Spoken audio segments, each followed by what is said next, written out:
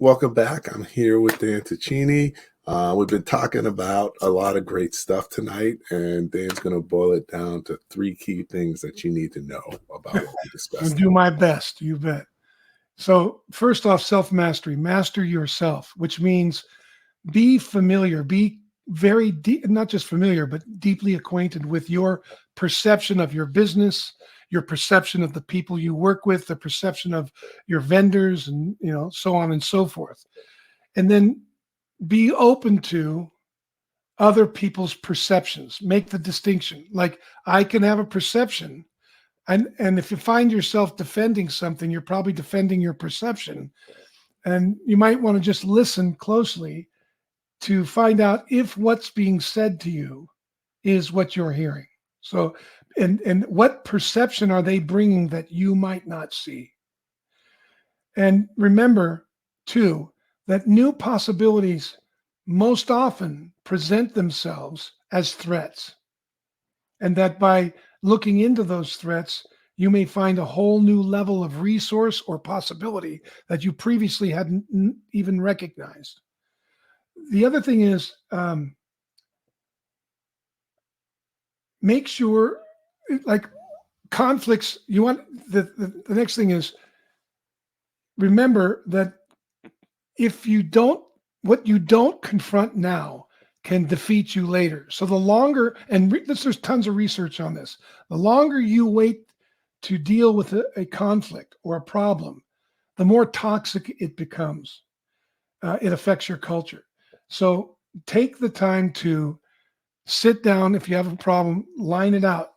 If you're going to go talk to a team or an individual, write down the problem as you see it. Right? Give them an example. Let them know what you experience when it comes up. Account for your contribution to it. And then let them know what the potential, like what you think is at stake if you continue in this, the way that things are, even though that there might be some productivity. And then give them an idea of what you'd like to do and listen to them. And if you're willing to do that, then things will work. And remember, people don't change. They can transform, which means if I'm an effective leader, I can help somebody deal with the things that normally get in their way. I can help them learn how to use those things to help them be better at what they're doing.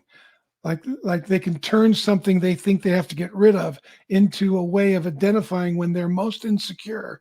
And then that's a time for them to get curious about what they may not be seeing. So those are the things, that's how I think about that in those three ways.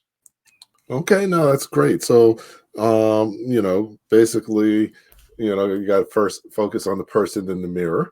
So I don't know if you're a fan of the Matrix movies. I am.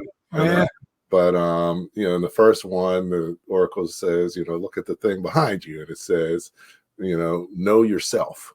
So you got to know yourself and control that. Second is being open to people's perceptions. Understanding that challenges can create opportunities. Especially if you're threatened. If you feel threatened, use it. Like, I wonder what's there, right?